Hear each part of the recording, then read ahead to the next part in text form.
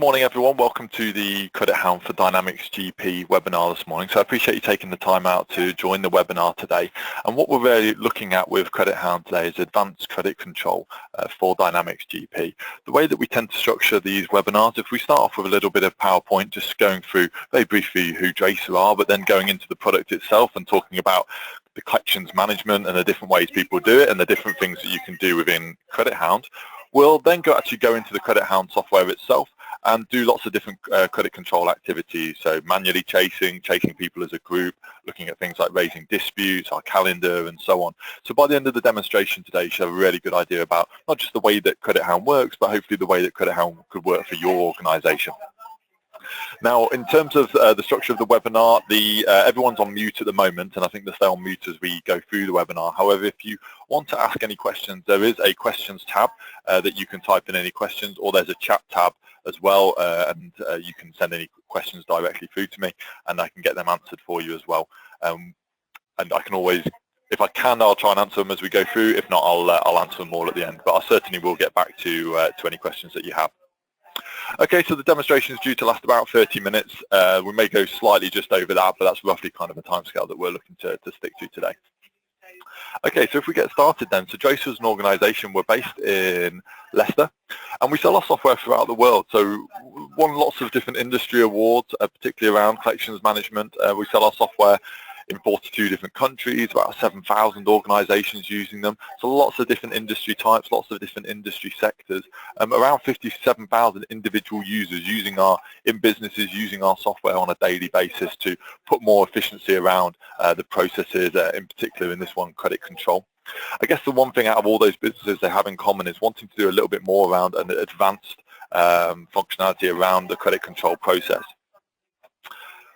So really where we come in with Credit Hound is using something like Dynamics GP. Obviously that's a great finance solution, and what GP gets to the point of where you can create an invoice, you can send an invoice, and then we have payment terms on that invoice. Where Credit Hound really comes in is past that process, and that's really where the start of the process begins for Credit Hound, because we're looking at how we're then going to manage that when we've got an invoice and we've got an outstanding payment, how we can get that payment in as quickly as effectively as possible with the least amount of admin in terms of our own time, but trying to make it a very quick and efficient process. The whole point of Credit Hound from a very top level point of view is to reduce the amount of time it takes us to get paid and improve cash flow within the business, reducing that amount of outstanding debt that we have. So if we have, for example, £200,000 outstanding at any one point in time, then as you know, the people on the webinar today, you will understand that the benefits of if we could reduce that down to £150,000, then that extra £50,000, that working capital to the business that we can use as working capital, or we can invest in other areas. And obviously we've got lots of people who benefit from that, and those figures can be a lot larger than £200,000 when we're looking at what our outstanding debt is. Now, generally what we do is we look at the way that people do credit control, and generally people either do that from running off an age debt report and going through it with a ruler and a pen, all the way through to having an Excel spreadsheet and exporting that data into an Excel spreadsheet and doing it that way. But generally it's quite an admin heavy process. So we run off these age debt reports, we then put notes in against the report, or we put notes in a separate Excel spreadsheet. We then have to check for incoming payment because we don't want to chase anyone before they're actually due. We could put diary entries in our calendars, but again, those diary entries we have to check before we actually call anyone because payments can be made throughout the day. Then going through and writing letters on emails to people, chasing up previous telephone calls, even managing disputes. So people saying, I'm not paying my bill because, or I'm not going to pay my bill until you provide this. Then all of that takes time us away from credit control, that we have to manage those disputes, and that obviously takes us away from the credit control process. All the way through to if we wanted to putting accounts on stop because it's reached the point where we no longer want to do business with that person until they actually make payment. So generally credit control can be quite an admin heavy process, and we can spend a lot more time while doing admin and less time actually doing the human element of the job, which is picking up the phone, making the phone calls, building the relationships, which is the other very, very important part of credit control. So the whole idea around Credit Hound is it can automate the admin side of things. So it can tell us who we need to chase and when we need to chase them. It can put diary entries in our calendar, but more importantly, take those diary entries out if people have paid their bill. We can capture disputes, but we can effectively get those in the directions of the people who can resolve them, freeing us up from a credit control perspective to move on and to complete the credit control and move on to the next task in hand. all the way through to putting accounts on or off stop if you want to. So you don't feel that you have to put people on stop. It's just something that some people like to do when they get to the point where it's enough is enough and we want people to make payment with us. But the whole idea around Credit Hound is it can free you up from the admin side of things. So if you've got someone doing part-time credit control, it's about them spending less time on credit control, more time on all those other duties that they have. If you've got full-time credit controllers, then it's about working more effectively, allowing them to chase more accounts more quickly. If you've got multiple credit controllers, then it can be obviously an efficiency for credit controllers, as we previously said, but also about reporting, understanding who's chased what, how much has been chased, how much has been promised, and so on, because that all information we can pull off within Credit Hound itself. So the way Credit Hound works is it pulls all the data through from GP. So you don't have to do any double entry or re-entry or anything like that. So you carry on using GP exactly the way that you would do at the moment. Credit Hound will pull all of that data through and we'll pull through a copy of the ledger, and then we'll start putting rules around the data based on where people sit within the chasing cycle. So it may be, for example, we do something like preemptive chasing and say, actually, if we put someone on 30-day payment terms and we get to day 25 and they've not made payment with us yet, then we can run a rule to say, let's look at all of our accounts and identify any transactions which are going to be due in the next 5 days, and let's send them out a reminder email to remind them that they're due in the next 5 days. We hope there's no problems and we look forward to receiving payment from them. On that actual email, we can also attach a copy of the invoice if that's possible, so we can go and attach that. And if you take one thing away from today, it's preemptive chasing is one of the most effective chases you can do to reduce your DSO down and reduce the amount of outstanding payments that you have. It's often one that we don't do because the argument is there's not enough hours in the day to chase the people who owe us money without chasing people who don't technically owe us yet, which is exactly right. But the idea around Credit Hound is you can do things like preemptive chasing. They don't take up much of your time. You can do them very quickly, so it's a chase that you can implement. And the same thing applies for someone who's 10 days overdue, 20 days overdue. We'll group all those people together. Credit Hound will say these are all the people who are 10 days overdue, and we can produce an action. And that action can be write a letter, and by letter we mean email, or it could be schedule a diary entry in our telephone entry in our credit controller's calendar for them to give them a telephone call. And we'll go through those scenarios a little bit later on. We've got a calendar within the software itself. The big thing around the calendar in Credit Hound is the entries in the calendar link through to the transactions in GP as well. So if something gets paid, so if I put a diary entry in my calendar for a callback next Wednesday, but next Tuesday I receive the payment, I do the allocation within GP, then that diary entry for next Wednesday will be taken out. So I'll never actually give them a call. If I get to the diary entry next Wednesday and it's still in my diary, I know that I can give that person a call because we haven't received the money yet. So it's a calendar that automatically takes care of itself. Chase screen, we keep all the notes and chase information, so when we're sending out these letters and emails out to people, we're recording it against itself. So at any one point in time, I can go into Credit Hound, look at a transaction, and I can see all the letters that have been sent out and all the conversations that have been had and what's been said in those conversations. We record all the information within Credit Hound itself. The great thing about that is we can pull it off on reports as well. Dispute tracking, so we've got a special way of managing disputes and getting them out to people within the organisation, not necessarily Credit Hound users, and being able to capture that, record that information and manage that, because the idea with disputes is while someone's got a dispute, they're not paying their bill. While they're not paying their bill, there's money outstanding to the organisation, and that has the following knock-on effects. So the idea is if we can manage those disputes as quickly as effectively, if we can put timescales around them, then we're not going to end up with a week's or a month's time with that dispute still outstanding and people still not paying their bills.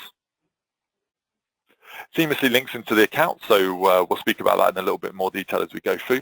And then we've got different chasing cycles. So the whole idea really we're in Credit Hound, and that's where you work with Angela, Taranvir, Lucy and the guys at Nolan, where if you chose Credit Hound was a good fit with you, they can sit down with one of the consultants and say, okay, so from the point of raising an invoice through to the point where we might put someone on stop or we start legal action or whatever you want that end point to be, what do we want our chasing cycle to be? So whether we send someone an email when they're 10 days overdue, another email when they're 20 days overdue, and I might send them a telephone call when they're 30 days overdue. That's an example chase cycle, and obviously you customize it as you wish. And that's all well and good, but you're probably sat there thinking, that's great, but actually I've got a couple of customers I wouldn't want to do that for. And you're exactly right. So you can have different chasing cycles for different groups of customers. So it may be that you've got premium accounts, those ones that are worth a lot of money to us, and we might want to chase them in a different way than we do all other accounts. We might want to be more hands-on, for example. So when it's 10 days overdue, we could send instead of sending an email out, we could put a diary entry in our calendar to give them a telephone call. We could then send them an email on 15 days overdue, and then we could put a telephone call in again for 25 days overdue. So a totally different chasing cycle to everyone else. And they can have different letters and different emails that they're sent. It may be you've got a group of accounts which are bad payers. The ones that you see on the ledger that you think as soon as you see them, they're not going to pay you on time. They're probably going to pull out all sorts of different excuses that you've got to kind of deal with. So for those kind of customers, we could put them on an intensive chase, a bad payers chasing cycle, where we chase them when they're 5 days, 10 days, 15 days, 20 days overdue, and really be really intense with them, because the more we keep on top of them, the more hopefully we'll move up the list of people they make payment with us. Obviously, if they start paying on time, we can move them into the standard chasing cycle as a kind of reward for that. So lots of, it may be that you've got different industry types, different customer types. Again, there's lots of different ways that you can vary it. And you can set them up within Credit Hound, or you can set them up using dimensions within GP. Then we can pull them through and they can be auto-populated into the right groups. Reporting, key thing about reporting with Credit Hound is everything we put into Credit Hound we can pull up on reports. So things like promised cash, things like dispute analysis, what's our most common dispute, how many days on average does it take us to resolve, what's the average value of each dispute, why do people not pay us on time, what's the most common reason for that. So loads and loads of different information. And the idea about the reports is we look at that data and then we can interpret it, and we can maybe change our rules and actions and change our chases based on the information in those reports. We've got customizable letters, so there's lots of different customizable parts within the software, so the letters and emails that we send out. And as part of that, we have our distribution tool that's going to send everything out via email if we've got an email address. If not, we can print it, post it, and so on. So there's lots of different touch points from Credit Hound. So if you're a credit controller, it's about working more efficiently. If you're a credit control manager, it's about managing the team more effectively, looking at the reporting, seeing what everyone's doing, be able to analyze that, which can be very, very tricky when you're trying to do things via Excel spreadsheets or reports. From a management point of view, it's about looking at the levels of working capital you have and being able to increase that. So increasing the working capital, reducing the amount of debt that you have in the organization. And from a sales point of view, we can start bringing salespeople involved. So at different points in the cycle, for example, you could, if you've got salespeople, account managers, you can bring them into the process as well. So for example, if you have that chasing cycle we spoke about, you chase people 10, 20, 30 days overdue. It may be on the 10-day overdue letter, we just send it out to the customer, but on the 20-day overdue letter, we send it out to the customer, but at the same time, we send an email to the salesperson to say, one of your accounts is now overdue. Please be aware as it may affect any potential sales. Hopefully they can come into the process, put a quiet word in someone's ear, and so on. And they can be from that point onwards. Obviously, that's all customizable based on how you want the software to be configured. Okay, that's enough of the PowerPoint side of things. What we'll do is we'll get in and have a look at Credit Hound now. So this is the Credit Hound home screen. This screen's very much designed at giving you what is notoriously quite statistical information and trying to present it in quite a user-friendly format. So we see things like who's paid me in the last 7 days, what my disputes are, what my to-do items are. So to-do items are people I need to call at this point. You've got things like promised cash, so how much cash is promised to us this week, next week, and in the future. Because we're interacting with the software, because when we're chasing people, we're recording those notes, it means that we can, at any point in time, we can run a promised cash report instantly within seconds, and it will tell us how much cash is promised to us with whatever time period that you put. Again, these kind of are the things that are very manual. If you're doing it from Excel spreadsheets or doing it off reports, then it can be quite time-consuming to collate this kind of information. Things like a mini-age debt, you've got a list of accounts here.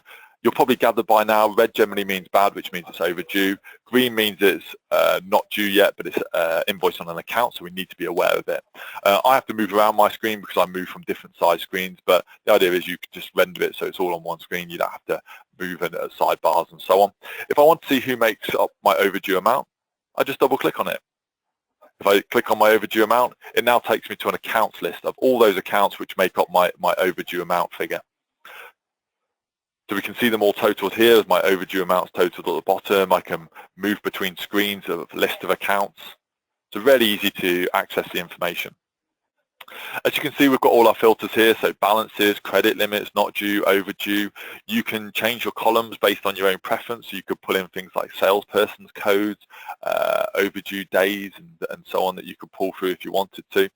You can save them, and then you can move them around, and you can move your columns and so on. So really, really easy to use. The idea is then that when I select an account, so if I select an account here, Festival Homes, By just clicking on that account, it then takes me into the chase screen for that particular account. So I've come into the chase screen of Festival Homes here as a customer. What is now listed is all the transactions they have here at the top. So what we're going to go through here in this process, we're going to do manual chasings, as in I select an account and I want to chase them. What we'll then look after that is automated chasing. So looking at everyone as a whole and producing mass actions against everyone. So for example, as we spoke about, everyone who's 10 days overdue, producing an action which is going to be write them a letter and so on. But to start off with, we still show the manual chasing side of things. So I've come into Festival Homes here as an account. At the top, I've got all my transactions relating to this account. So the red ones are obviously overdue. We pull through the due date from within GP. So if it's 31, it's 31 days past its due date. If we scroll down to the bottom, we've got some transactions here which are -7 and -16. So they're going to be due in 7 and 16 days time. They're not quite due yet. Regarding then each transaction, we've then got the correspondence regarding that. So I can see here for my transaction at the top, £5,000 overdue. We had £1,300 allocated, which Credit Hound said, okay, well, that's left us with £4,000 we still need to chase. We can then see the full audit trail. So we can see a first chase letter that was sent out on the 9th of May. A second chase letter was sent out on the 20th of May. We then followed up with telephone call and then some client notes in there as well. So when we're sending these automated emails out, they're automatically recorded against itself as part of the audit trail, but it also means we can't send the same letter to the same person twice. So what we then have at the bottom is all the information regarding this particular account that we need to chase them. So we've got a little pie chart telling us how much is overdue, not due, how much is disputed, any account level notes that we want to write in here. We've then got address information, we've got contacts, everything we're putting through from GP. We've got age, debt, turnover, analysis codes, everything I need as a credit controller to try and chase this account in the most effective way. So any dimensions you've got, we can pull through here. We've got some disputes, so we can see what disputes on the account. Now, if I go and actually do a chase, if I select a transaction here, so I've got £16,000 overdue, and that's what I'm going to chase at this particular point. If I start a chase, you'll see that a stop clock started in the bottom right-hand corner. The idea behind this is that it's recording the time we're spending on the account. It means that we're not making any changes we didn't mean to make. Also, if you've got multiple credit controllers, you can use it from a reporting perspective, so you can see how much time is spent chasing individual accounts. From a credit controller's perspective, it's really good for a bit of self-analysis, because if I could run a report to say, these are all the accounts I've chased, how much time have I spent chasing them? It helps me identify those accounts which take up a lot of my time, because then as an organization, if we can spot out the accounts that take up a lot of our time when we're chasing them, then it means we might be able to treat them in a different way. We could change their payment terms, we could put them on cash with order. It just means that we can change the way we're interacting with them so that they don't take up a lot of our credit controllers' time. If I want to chase one account, we just select the transactions. If I want to select multiple transactions, then we just hold down control, and you can see that Credit Hound will total it together, and it will add the notes against all of them. So it makes it really easy to do. We've then got reasons and objections. Reasons, you probably call them excuses why people don't pay their bills on time, and objections, the kind of things we need to ask for to overcome them.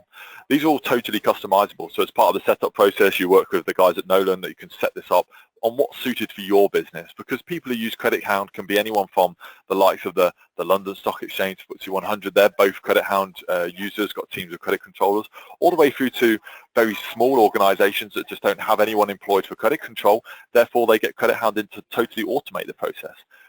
So that's two different examples using it in totally different ways, so therefore there's lots of elements within the software that you customize based on the way that you want to do it. So you can set up your own reasons. We ship standard ones here, so checking the post, for example, it's going to prompt me to ask for the check number, whether it's the full amount, whether it's sent first or second class, all the different information we can put in here. If they're going to give me a full promise, so send the full amount for the check, they could put it in, or alternatively, I could say they're only going to send me a check for £10,000, to which Credit Hound will say, okay, we need to chase the remaining amount. And the idea is, if they tell me the check's in the post now, I can then put a diary entry in my calendar for when we would have received the check. So if I put that in for Friday, for 23rd, for example, 10:20, it's going to put a diary entry in my calendar to remind me that I need to chase up on whether we've received this check or not. Now, if on Thursday we receive it, we do the allocation in GP, this diary entry will be taken out. So I'll never actually give them a call on Friday. If I get to the diary entry on Friday, it's because I know that we haven't received the money, so therefore I can do a follow-up to it. What it means from a credit control perspective is I can do a follow-up to every conversation I have, because I know that if the action actually happens, which it should do, then that diary entry will be taken out, so I'll never actually give them a call. So if I assign that, that's going to be recorded as being chased. If I go through and I could actually chase an account, let's have a look. And now we're going to add a dispute. So on the phone to the customer here, they're telling me they're not paying this particular bill because of certain reason. And until I do some kind of action, they won't make payment. In terms of disputes, again, you can create as many different reasons as possible. We really encourage people to be as accurate as possible with this, because the more accurate you are, the better the reports you'll get out of it. Invoice incorrect, for example, is too generic. We need to be a little bit more accurate. Why is it incorrect? Is it incorrect because I didn't get the discount that the salesperson promised me, or I was charged more days than was actually delivered? That kind of information. Having said all of that, I'll use invoice incorrect because it's an easy one to use. The idea then is credit for disputes. We're often credit control. We're like the front line. We get all the information about why that person's not paying the bill, but quite often it's not the credit controller that can actually resolve that. So I have to take that to someone else within the organisation who can resolve it, who has the ability to resolve that. So the idea is I can capture down the information. So what the client feels the problem is, this is what the customer's saying at this point of why they're disputing this particular invoice. I can then put some internal notes. This is what I feel as a credit controller, as an employee of the business, someone who knows this customer and knows our business very well, of what we need to check, what we need to look into. I can then introduce SLA, service level agreement. Big organizations love it because it shows we take their complaints very seriously. We love it in the collections process because if I put a date we're going to have it reviewed and a date we're going to have it resolved, it means I'm not going to end up a month down the line with this dispute still outstanding. So I'm going to have this reviewed on the 24th, resolved on the 25th. I can then assign this to anyone within the organization. There's no licensing implications here. There's no cost implications. It's literally anyone within our organization, our company contact list, essentially.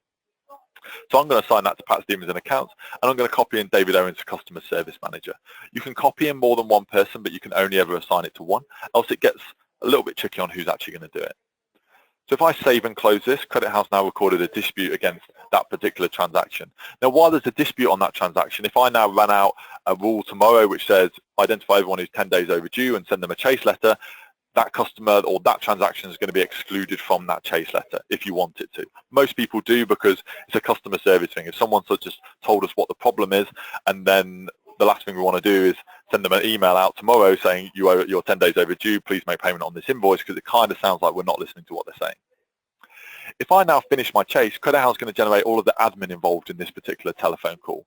So if I finish my chase here, the first chase letter it's going to generate is regarding that check in the post, and I could follow up in writing, and there's lots of different severities, or it may be that I tried to call someone and no one was available, so therefore I can create a nobody available letter and I could send that out to people instantly. However, for the purposes of this, I'll just unselect it and move on to my next one. What I do want to generate is the letters regarding the disputes. Now, if you didn't want to send a copy to the customer, you could just untick that and just send the internal copy. However, for the examples of this, I'm going to finish and I'm going to send both. And what it's now going to generate is my dispute notification letter. Again, all the letters are customizable. In this case, we pulled through what the notes of what the customer felt the problem was, who the dispute's been assigned to, and then I print that off to our distribution tool, which is Spindle Pro Auto. So if you've got an email, it'll send it out via email. If you haven't got an email address, it will automatically print it to a printer. It'll put all our brandings and logos on the document, put our terms and conditions for disputes and so on. What we've then got is the dispute notification for the internal and external notes. So this is our internal copy, when it's due to be reviewed and resolved by, all the notes on both. And again, we can print that out to Spindle, and Spindle will send that out. So the idea being is, coming off the phone, 30 seconds of coming off the phone, I can now come to my drafts folder. I've now got 3 different emails that are due to be sent out. These have gone into drafts because I'm connected to the internet, so I don't actually want to send them out, but alternatively, they could just go straight out if you wanted them to. First one's gone out to the customer. Dear Maureen, as you may be aware, Homestyle Kitchens runs a dispute tracking system as part of our commitment to high quality customer service, and your issue has been duly entered into that system. They get a copy of the dispute notification attached. So if we open that up as a PDF, all our logos and branding, even the terms and conditions of disputes on the last page. And if it's possible, we can go and attach a copy of the invoice that's being disputed as well. Now, to make that possible, you need the ability to have a copy of the invoice that you've sent out, either via GP or any other system that you're using, but it needs to be archived to the network and named by the invoice number. If that's possible, then we can basically go to that archive and pick up the document. So we've got a copy of that invoice attached.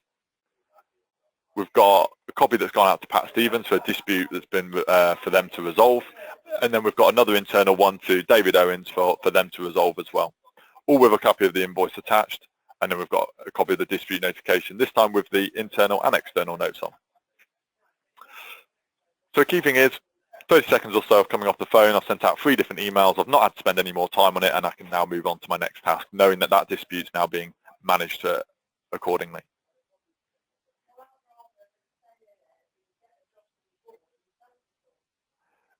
So if I come on to my next one, so we've got a calendar. So those diary entries go into our calendar. This is the Credit Hound calendar where you can go in and see all your callbacks. It links to your Outlook calendar, so it's a live link to your Outlook as well, so you can see a copy of them in Outlook.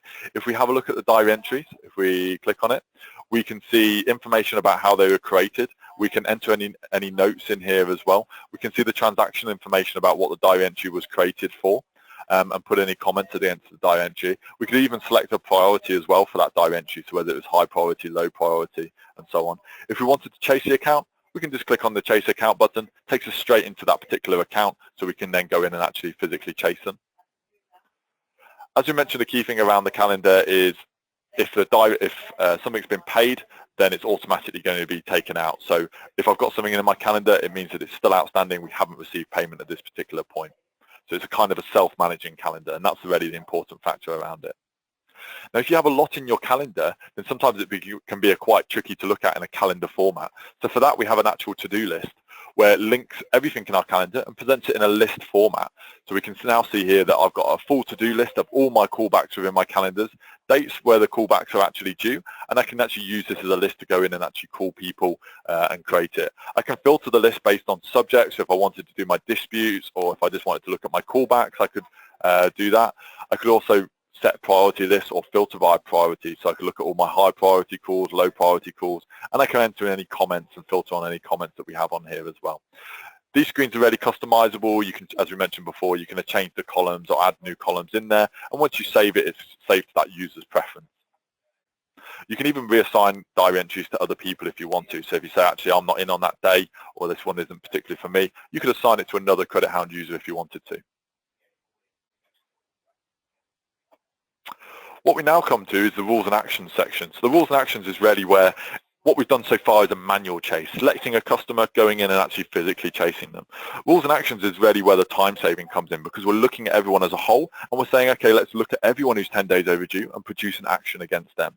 So one of the great ways of showing this is using that preemptive reminder letter. And as we mentioned, it's one of the most successful chases you can do in reducing your DSO down, improving cash flow within the business, but it's one that many people don't do because there's not enough hours in the day to chase people who aren't technically due yet.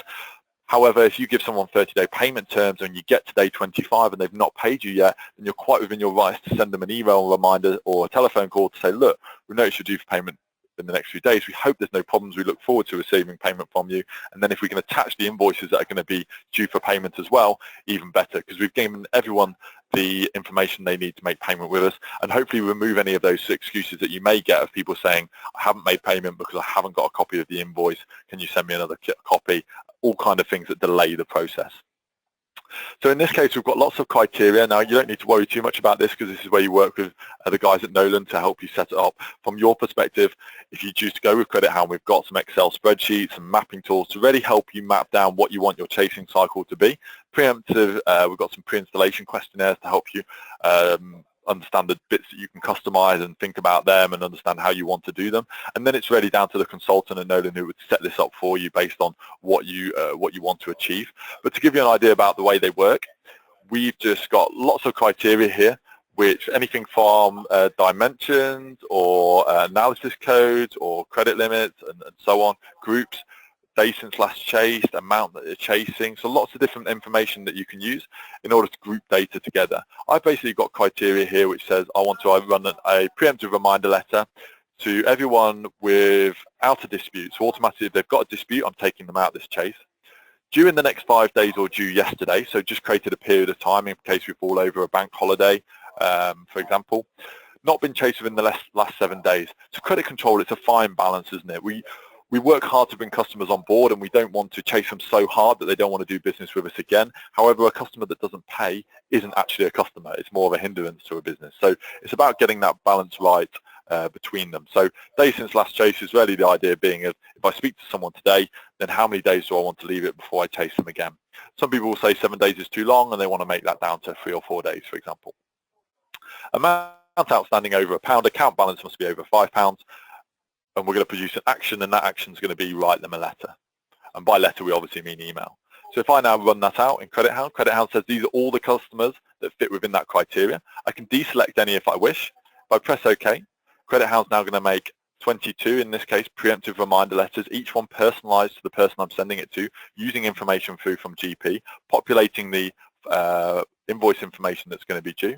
If I then print that off to Spindle Pro Auto, our distribution tool, if we've got an email address, we'll send it out by email. If we haven't, we'll automatically print it to a printer. So if I come to my drafts folder now, what we should see, and we'll probably see them out already, is we've got 22 preemptive reminder emails already gone out, each with our logos and branding on. They can be populated with the customer account names and contact names. Got the preemptive reminder letter attached. And then we've got the invoices that are going to be due for payment in the next few days, and we've attached them to the email as well.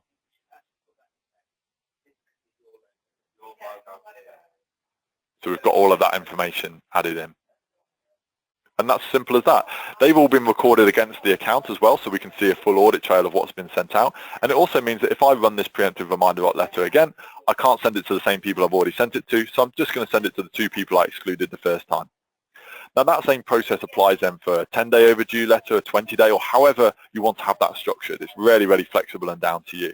Obviously my first chase letter 10 days, second chase letter for 20 days, different wording for each of those letters. You could then have a first day, a 10-day overdue letter for your premium accounts, or than you do for your bad payers, and that can be worded differently. So lots and lots of different chasing cycles. Different outputs you could have. So I've got a rule here that's generated, which is identifying all those accounts which are 50 days overdue. So by this point, they've probably received quite a few emails from me and they've not made payment. Don't have a dispute, during the, not been chasing the last 7 days, amount outstanding over £1, and I'm going to write them into my to-do list to give them a telephone call. So if I press run on that, these are all the people. If I press OK, then I can put them all in my to-do list, or I can put them all in my calendar for me to give them a telephone call. So we can see there, they've all been added into my calendar, all added onto my to-do list, they've been added on. And again, that can be whatever point in the process you can do. So there's lots of examples of people running these rules and actions off. Now, the idea is that you have all these rules and actions set off. So for you doing Credit Hound, it's just a case of coming into Credit Hound maybe every other day, Monday, Wednesday, and Friday, selecting your rules and running them off, producing the output and sending them out via Spindle. Now, if that's even too much of a process that you want to make that even more efficient, these rules can actually be automated to automatically fire up and run on a certain day on a certain time of the week.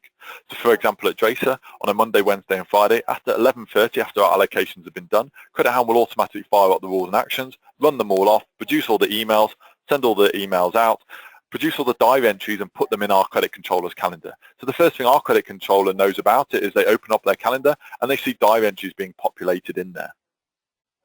That's because we have someone in credit control that does part-time credit control as well as doing other duties with an account. If it's a full-time credit controller or you have a team of credit controllers, then we have lots of people who use Credit Hound that run these rules off at the start of the day. So they run them off at 8:30 in the morning so that when the credit controller comes in at 9, they can come into their calendar and they automatically see all the diary entries for the people that they need to call that day.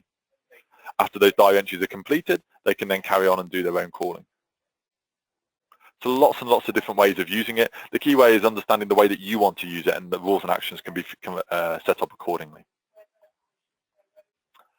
Now the final bit that we look at is the reporting side of things. So we've just gone a little bit over on time, but I think we'll only be a couple of minutes or so to look at reporting and wrap up. So we should only be, I would have thought, about 5 minutes. So with the reports, the key thing with the reporting is now there's lots of great reporting you can get out of GP, and you can take obviously add-ons that can take that even further if you want to. The key thing with the Credit Hound reporting is all the information we put into Credit Hound we can pull off on reports. So things like, we scroll down, things like user activity reports. So how much time select on a user this week, next week, or over whatever period you want. how much time we want to spend chasing. So I've chased, for me, for example, as this user, 23 accounts. I've got £16,000 promised in. I put £8,000 on disputes. I spent 5 minutes chasing. I've spent a total of 8 minutes chasing in total today. How much time I spent chasing each of my individual accounts they've come through. So 5 minutes, 21 seconds today on Festival Homes, to give me some really useful information, and obviously I can run that off across all credit controllers. Any of the reports can be saved as PDF files, Excel files, CSV files, excuse me, and they can be emailed as well. So we could send them out via email. It's really easy in order to send. If we open it up, it looks exactly as it would be, but rendered in a PDF.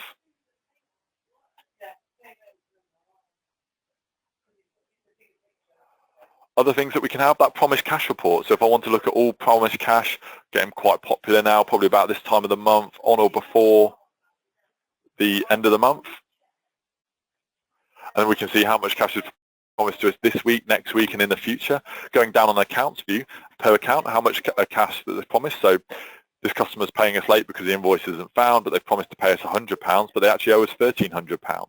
So that's maybe one to have a look into. So it really gives us a fully detailed how much was promised by, who it was promised to. So some really useful information. Like I say, you can run that very quickly and run that at any point in the month. Send that out via email to someone if you wanted to. You can see outstanding to-do list items. You can see outstanding disputes. So we can do dispute analysis, for example. So if I want to have a look at some dispute analysis, and lots of different filters on any of the reports, so you can filter them and have a look at specific information. You can pull through those, any fields that you're pulling through from GP, whether they're account level fields or whether they're transactional level fields that we can pull through. Oh, if I run them off, if I can have a look at this now, so this is our dispute analysis report. So how many disputes, or what's our total value disputes for goods are faulty? £60,000. Goods not received, about £6,500. How many instances does that relate to? Well, goods are faulty, we've had 3 cases of them. Goods not received, we've had 1. Obviously, these will be customized based on the dispute reasons that you generate. I can then look at it in more detail. Average days to resolve by reason. Goods are faulty, we've had 4 cases of that. Invoice discount not there, we've on average takes us 96 days to resolve. What's the average value? Well, every time we get goods are faulty, it takes us about £13,000. Invoice not there is about £2,000. So I can interpret this and say, okay, well, if we get 10 cases of invoice discount not there, then in theory that's going to be £20,000 outstanding on the ledger for nearly 100 days. That can have an impact on cash flow. That can have an impact on our DSO. Goods are faulty, 4 days, not going to take too much. It's going to take a lot of work to, I guess, for the benefit of reducing that down. However, we need to be aware that each one's worth about £13,000. So if that starts creeping up, we need to be aware of that.